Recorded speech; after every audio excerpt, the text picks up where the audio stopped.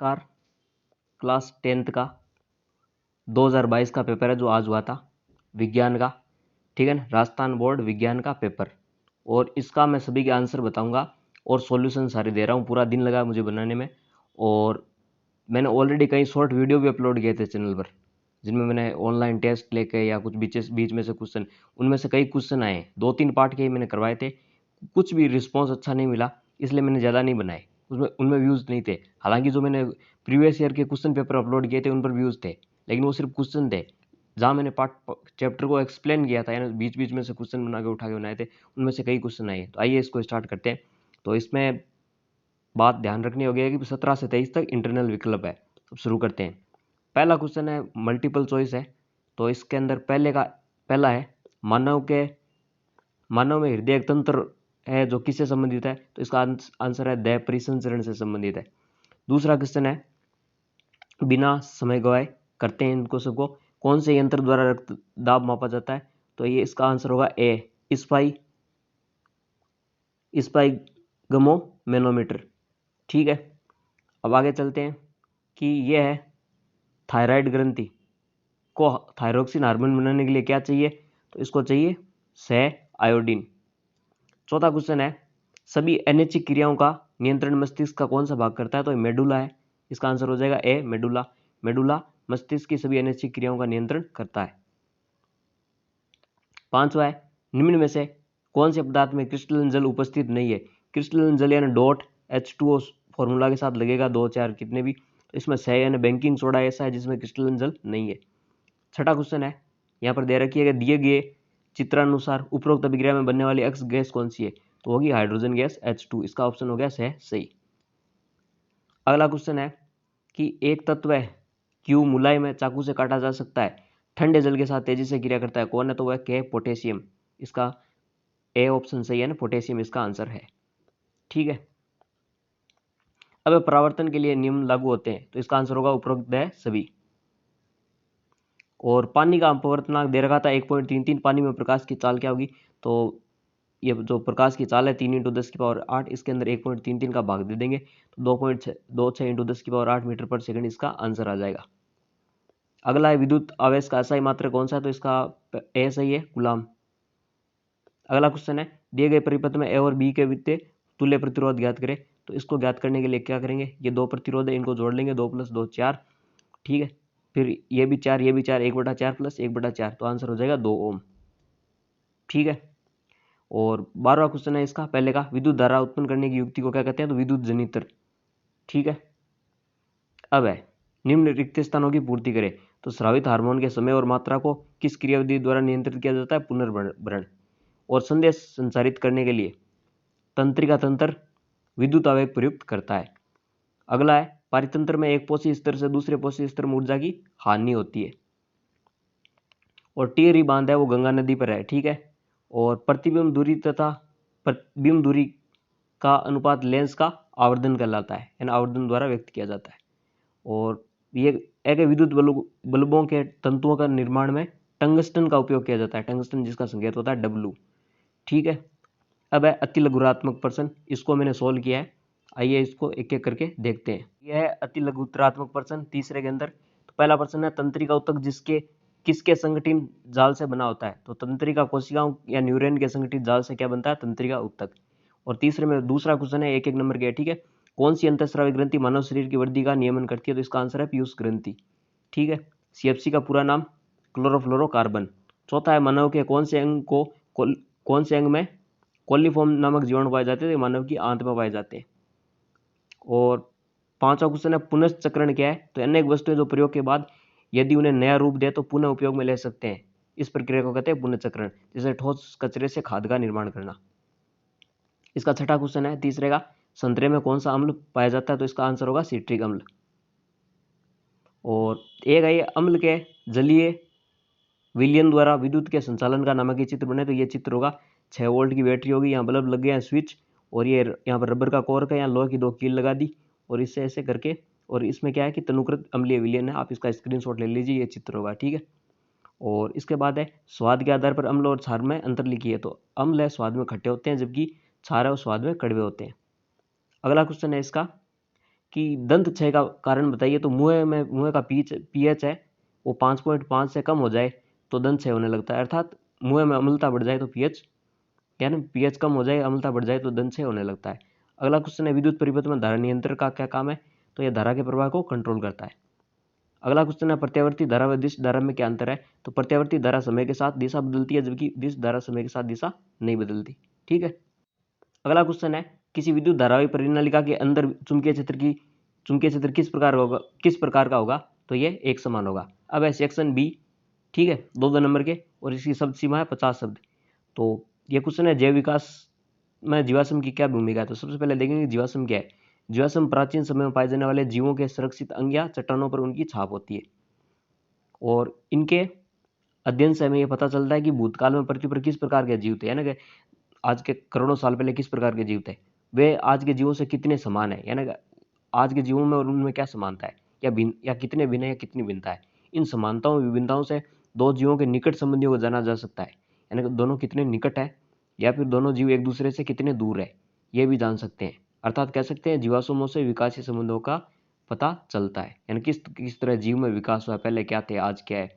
ठीक है ना। तो आज की जो छिपकली है इसको डायनासोर को इनके पूर्वज माना जाता है। धीरे धीरे ये जो मगरमच्छ वगैरह है ये छोटे बनते गए और वो विलुप्त हो गए बड़े जीव, तो यानी कि किस तरह विकास हुआ है वो इससे पता चलता है जीवाश्मों से। अगला क्वेश्चन है मानव द्वारा परिसंचरण तंत्र क्यों आवश्यक है, तो इसके निम्न लाभ है। इसके कारण शुद्ध व अशुद्ध जो खून होता है वो शरीर में अलग अलग रहता है। इसके कारण शरीर का ताप समान रहता है।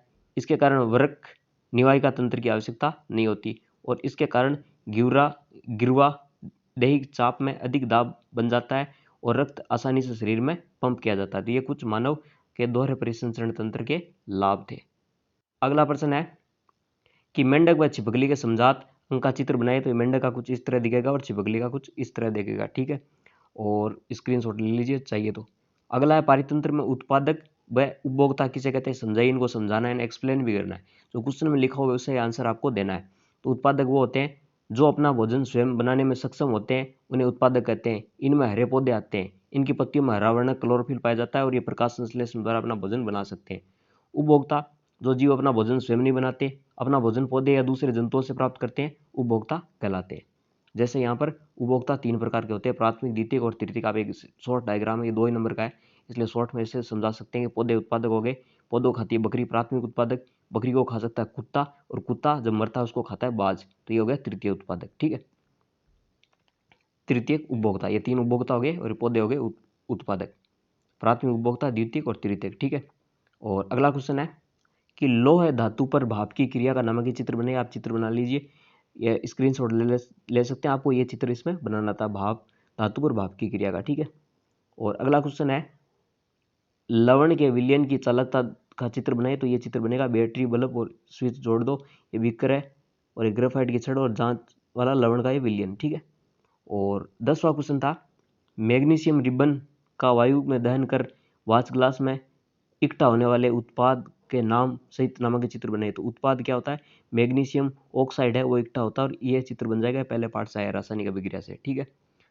और अगला क्वेश्चन है उष्मा शोषी व उष्मा क्षेपी अभिक्रियाओं को परिभाषित करें ना, परिभाषा लिखनी है, इनको एग्जाम्पल आपको नहीं देने। ठीक है, तो इसका आंसर हो जाएगा उष्मा शोषी वे अभिक्रियाएं जिनमें अभिकारकों को तोड़ने के लिए उष्मा, प्रकाश या विद्युत ऊर्जा की आवश्यकता होती है, उन्हें उष्मा शोषी अभिक्रियाएं कहते हैं।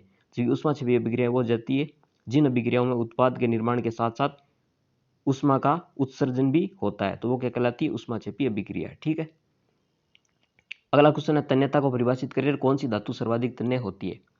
तो काफ़ी वीडियो बड़ा ना हो इसलिए मैं थोड़ा जल्दी जल्दी बोल रहा हूँ, आपको स्क्रीनशॉट चाहिए तो ले लेना। ठीक है, और देख लेना कितने क्वेश्चन चाहिए। तो धातुओं को खींचकर सरलता से तारों में बदलने की प्रक्रिया वो क्या कहलाती है, तन्यता कहलाती है। और सोना सर्वाधिक तन्य धातु है, 1 ग्राम जो सोना है उसे 2 किलोमीटर लंबा तार बना सकते हैं। अगला क्वेश्चन है प्रकाश के अपवर्तन के दोनों नियम लिखिए। पहला नियम है आपतित किरण, अपवर्तित किरण और दोनों माध्यमों को पृथक करने वाले पृष्ठ के आपतन बिंदु पर अभिलंब, ये तीनों एक ही तल में होते हैं। दूसरा है प्रकाश के किसी निश्चित रंग तथा निश्चित माध्यमों के लिए आपतन कोण की ज्या और अपवर्तन कोण की ज्या का अनुपात स्थिर होता है ना, स्नेल का नियम, साइन आई बट्टा साइन आर बराबर एक स्थिरांक। ये दोनों थे अपवर्तन के नियम। अगला क्वेश्चन है श्रेणीक्रम में संयोजित 4 प्रतिरोधों R1, R2, R3 और R4 के लिए तुल्य प्रतिरोध ज्ञात कीजिए। तो ऐसा चित्र आपका बनेगा, 4 प्रतिरोध होंगे, वोल्टमीटर जोड़ दिया, एमीटर जोड़ दिया, बैटरी जोड़ दी, कुंजी लगा दी। ठीक है, इस तरह का डायग्राम आप नोट कर लेना। किताब में 3 का दे रखा है, इसको 4 होगा। ठीक है ना। तो श्रेणी क्रम में कुल प्रतिरोध ये सूत्र में व्युत्पत्ति करना, R बराबर R1 R2 plus R3 R4। तो प्रत्येक प्रतिरोध में धारा समान होगी और कुल विभवांतर होगा व्यष्टिगत या व्यक्तिगत प्रतिरोधकों के विभवांतर का योग, यानी V बराबर होगा V1 plus V2 plus V3 V4। और V बराबर हमें पता है IR, तो V1 हो जाएगा IR1, V2 IR2, V3 IR3 और V4 IR4। तो जब इन मानों को रख देंगे तो V बराबर V1 V2 V3 V4 बराबर IR1 IR2 IR3 IR4। तो फिर हो जाएगा V बराबर I, R इनके ब्रैकेट के अंदर चला जाएगा, I कॉमन आ जाएगा, और V1 V2 V3 V4 बराबर हमें पता है V होता है, इधर आ जाएगा IR और इधर आ जाएगा I, R1 R2 R3 R4। I से I कट जाएगा और ये सूत्र व्युत्पत्ति हो जाएगा R बराबर R1 plus R2 plus R3 plus R4 इति सिद्धम। ठीक है। अगला 15 क्वेश्चन है, एक 4 ओम प्रतिरोधक में 10 एम्पियर धारा 2 सेकंड तक प्रवाहित करने पर उत्पन्न ऊष्मा की मात्रा ज्ञात करें। तो यहाँ पर R दे रखा है 4 ओम, I दे रखा है 10 एम्पियर, T दे रखा है 2 सेकंड। तो ऊष्मा ज्ञात करने का सूत्र होता है H बराबर I स्क्वायर RT। I दे रखा है 10, 10 का स्क्वायर होकर 100 हो जाएगा।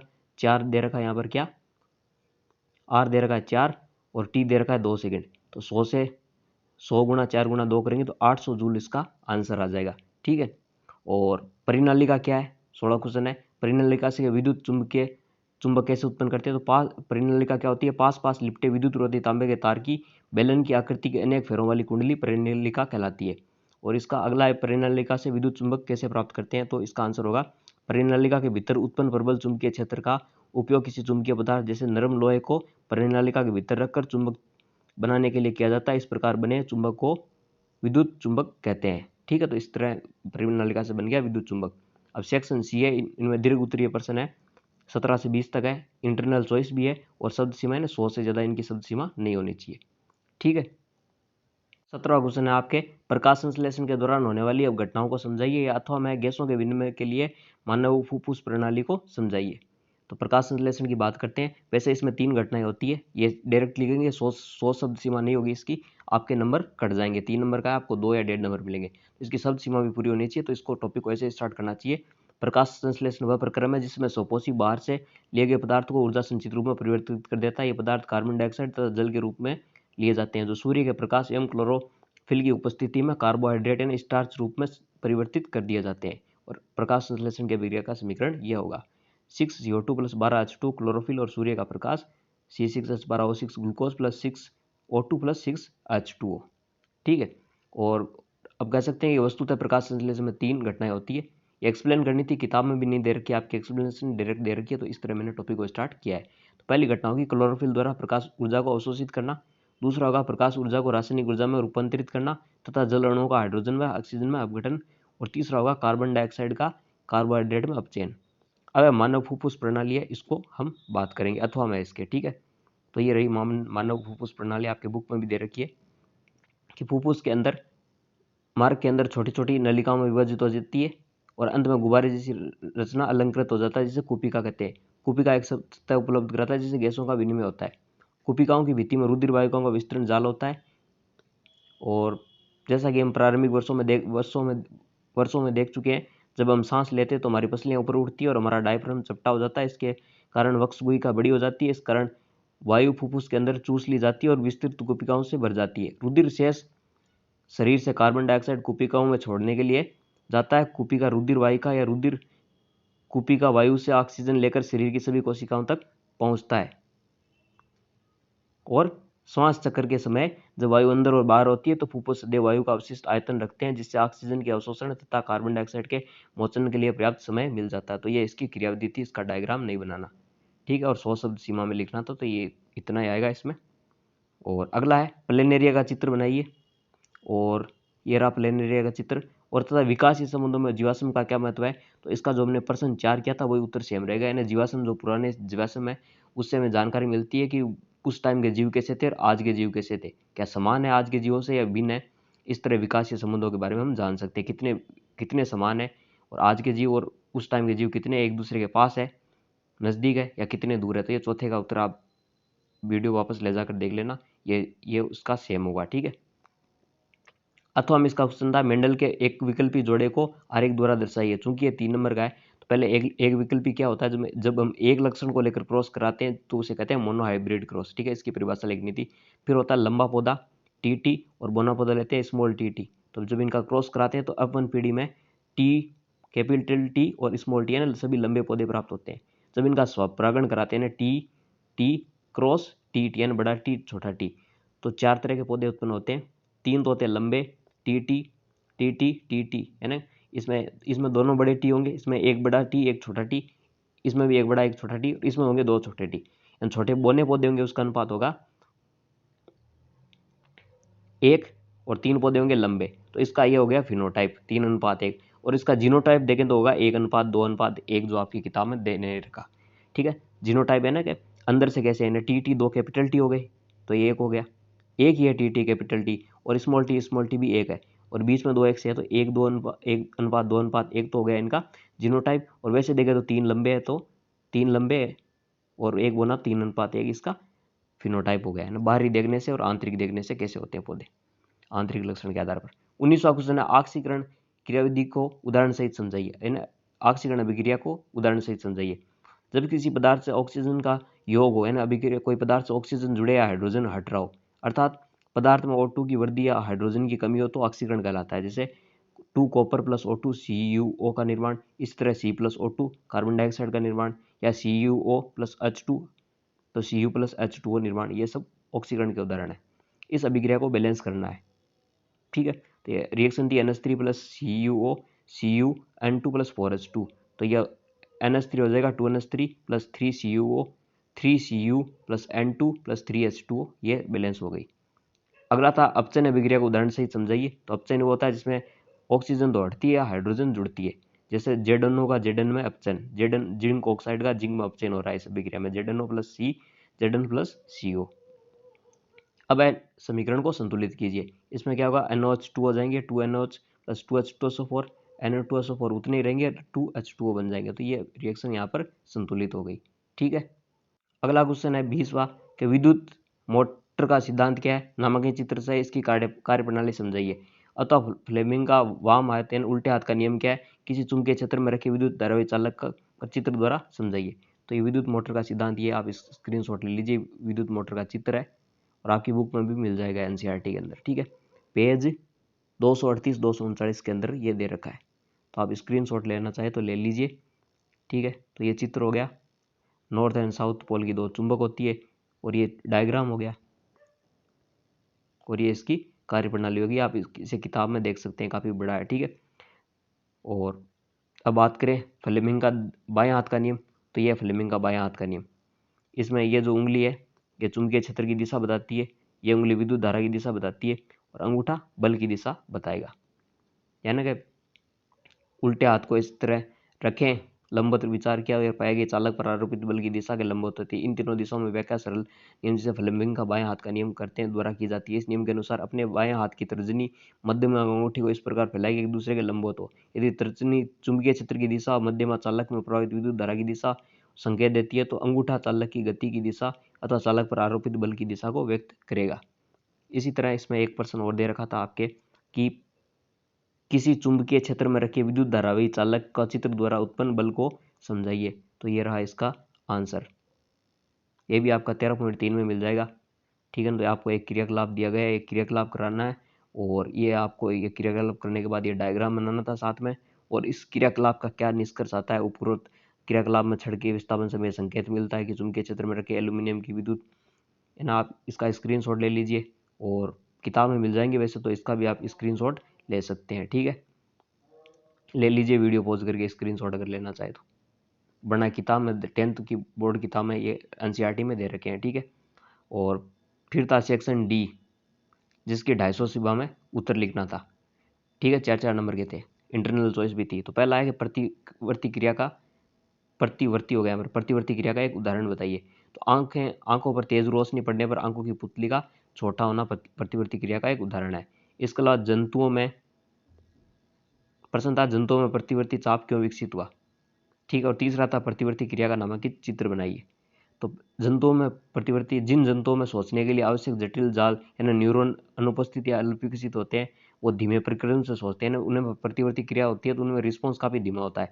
ऐसे जंतुओं को प्रतिवर्ती चाप प्रतिवर्ती क्रिया को तुरंत सोचने के लिए अनुक्रिया में मदद करता है ना, कि ऐसे जंतुओं में प्रतिवर्ती चाप इसलिए होता है ताकि प्रतिवर्ती क्रिया हो सके, क्योंकि इनमें न्यूरॉन है क्या अल्प विकसित होता है।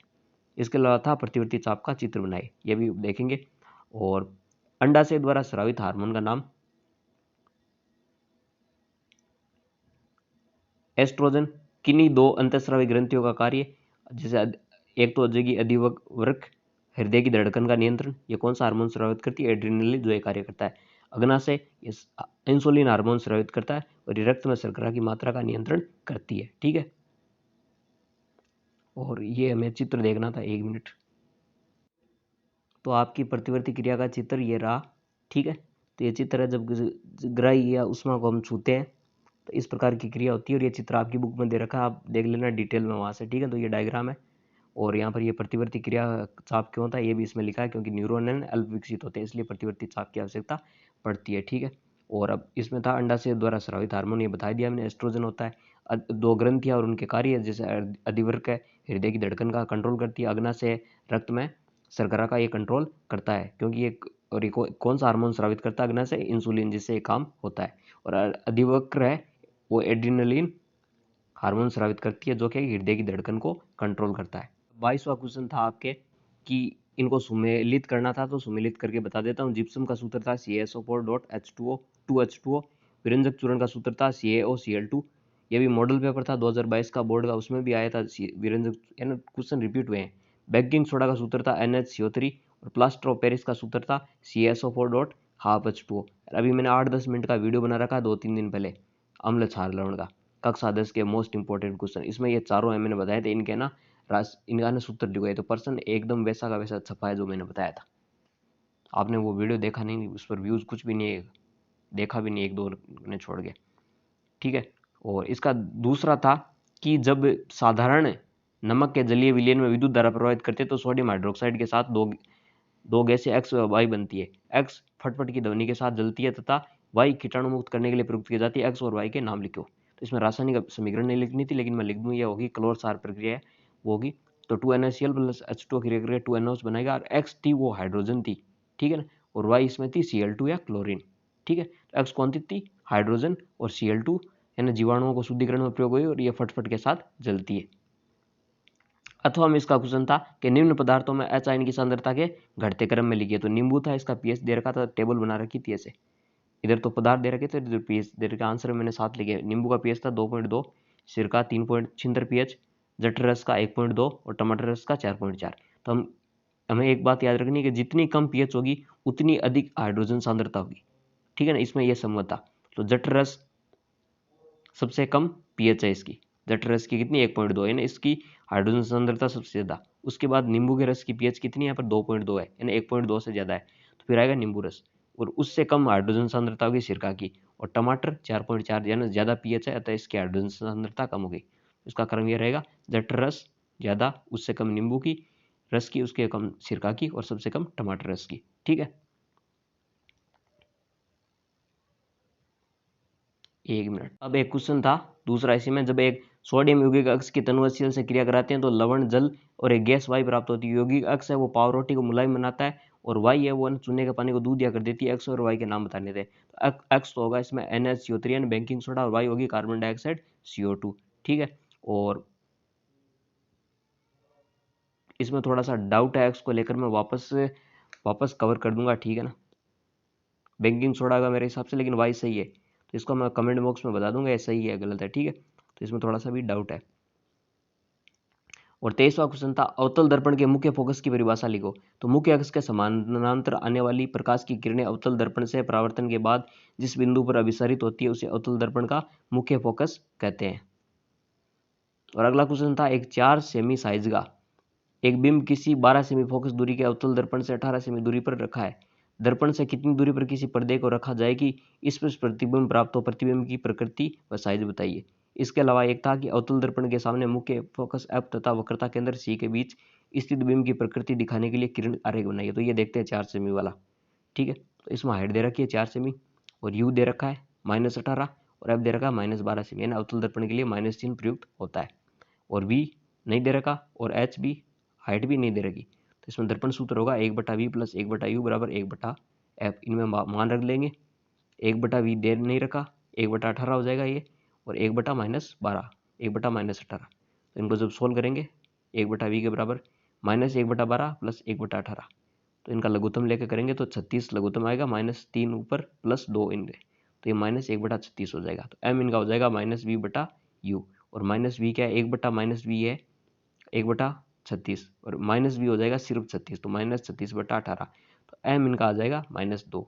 साथ ही अब इसकी हाइट बतानी है, तो इसकी हाइट होगी h-h, यानी प्रतिबिंब और बिंब की ऊंचाई बराबर m, h-4 बराबर -2, m का मान -2 है यहाँ पर, ठीक है ना। आवर्धन का m का मान 2 है, तो ये h डैश यानी प्रतिबिंब की ऊंचाई निकालनी है हमें, तो ये 2 से गुणा हो जाएगा, तो ये आ जाएगा -8 सेमी, और प्रतिबिंब का साइज यहाँ पर हो जाएगा 8 सेमी, जो बिंब से बड़ा है।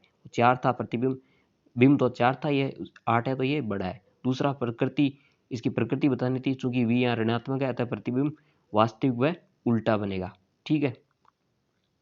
इसके अलावा चित्र बनाना था अवतल दर्पण का, जब C और F के बीच कोई वस्तु रखी हो, तो ऐसे बनेगा, यहाँ पर बनेगा इसका बिंब, तो इससे बड़ा होगा और उल्टा होगा, ठीक है ना। ये डायग्राम है। लास्ट क्वेश्चन था लेंस की क्षमता क्या है, लास्ट का अथवा का, ठीक है ना। तो लेंस की क्षमता, लेंस से गुजरने वाली प्रकाश किरणों को आपतित हो तो अपवर्तन के कारण कुछ किरणें विस्थापित हो जाती है, तो लेंस की आपतित प्रकाश की किरण को मोड़ने की क्षमता लेंस की क्षमता कहलाती है।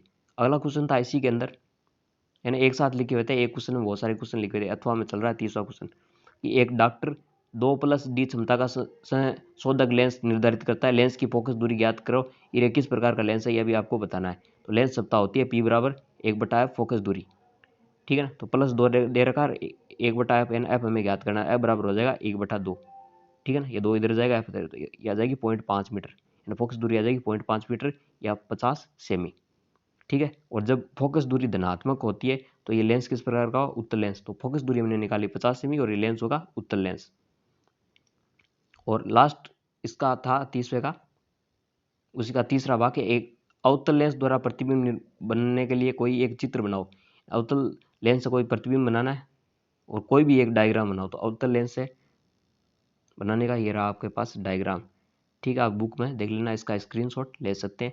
तो मैंने सारे सॉल्यूशन बता दिए, सिर्फ वो 1% है, इसमें थोड़ा सा डाउट है, ये सही तो लग रहा है बट कह नहीं सकते, सही तो लग रहा है, किताब में ये नहीं दे रखा, लग तो सही रहा है एकदम, लेकिन ये किसी को पता तो कमेंट कर देना x बराबर क्या होगा। मेरे हिसाब से बेकिंग सोडा होगा, फिर भी मैं देख कर बता दूंगा, पूरे दिन लगाऊं तब जाकर ये बना है। तो अपने दोस्तों के साथ शेयर कीजिए, और बाकी सारे मेरे क्वेश्चन सही है। Thanks for watching.